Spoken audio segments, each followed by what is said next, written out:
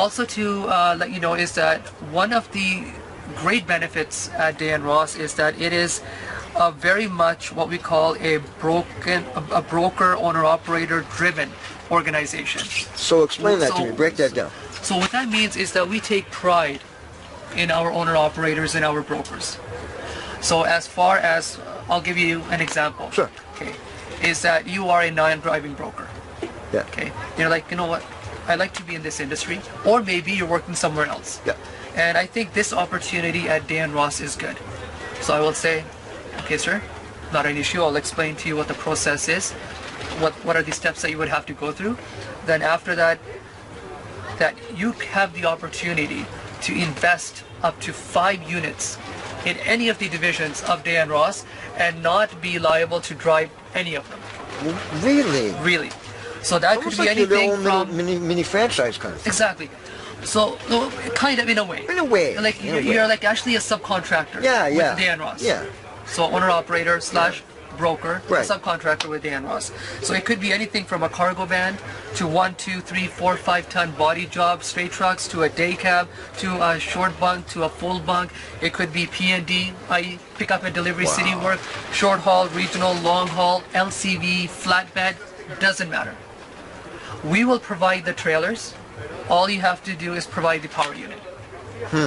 And then even as far as the drivers are concerned, because we want to make sure that you are getting the best that is in the market, the drivers will have to go through our compliance process of being hired.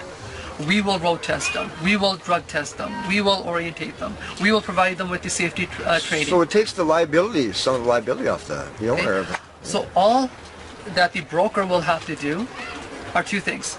Look after the maintenance of the equipment and pay the driver on time. The broker and the owner-operator doesn't even need to be involved in the dispatch. We will be dealing with the driver directly. That takes so much burden off of the operator. Like, Exactly, and it opens additional, you can say, revenue streams. Yes. Yeah. Wow. That. How many other business models or companies are doing that business model? I'll bet you not one. As far as I know, I would say in Canada we're the only one, because if you go to some of the other closest competitors that we have, they don't have that. Like usually if you want to add another unit, okay, you have to be working full-time in that environment. Yeah. Wow. Or if you want to add a driver, the driver has to be in that time in contact with the relation with the broker that is working in that company. Sure. But with us is that we have given that opportunity to not only our driving brokers, but also non-driving brokers. You make it so easy, you guys. So it's an attempt. Yeah. It's an attempt. It's more than an attempt. So you're a recruiter. I am the recruiter. So for Alberta, or where do you... Currently, well, the way that our company is that we have various recruiters right across the nation. Harjeet Gill, he's here from Lower Mainland. So his domain that he specifically looks after is British Columbia. Myself is that I look after the recruiting in Alberta and Northern Saskatchewan. Then we have is another recruiter. She looks after Manitoba and then Southern Saskatchewan. Then we have a couple of recruiters in Ontario, one recruiter in Quebec, and then we have our recruiter for the Atlantic provinces. Okay. But the way that we're set up is that if through referral basis or through some other means, if someone has gotten hold of me, that does not impede them that they have to go to the local recruiter. They can still come to me. So we are not only recruiters of our region, but also we are the recruiters of the area. Right. So it can be Western Canada, it can even be East, because the reason behind that is that as far as the broker or non-driving broker is concerned, it's not that he's restricted to a specific terminal. Yeah. Okay. Person lives in Calgary. He's domiciled in Calgary. He can have 1 unit in Calgary. He could have 1 unit in Vancouver. He could have 1 unit in St. John, Newfoundland. Wow. He could have 1 unit in Montreal. Wow. He could have 1 unit somewhere else.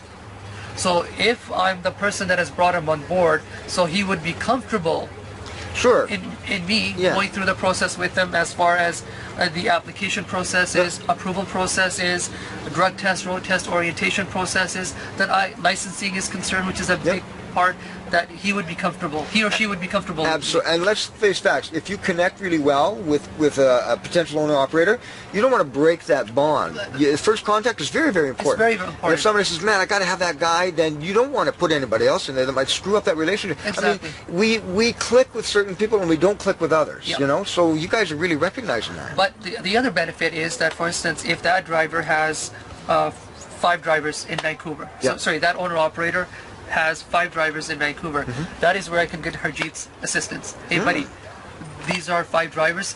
Can you please make sure that you go through the application process and then it's submitted to compliance? So they're going to be taken care of no matter where they go in the chain. Exactly.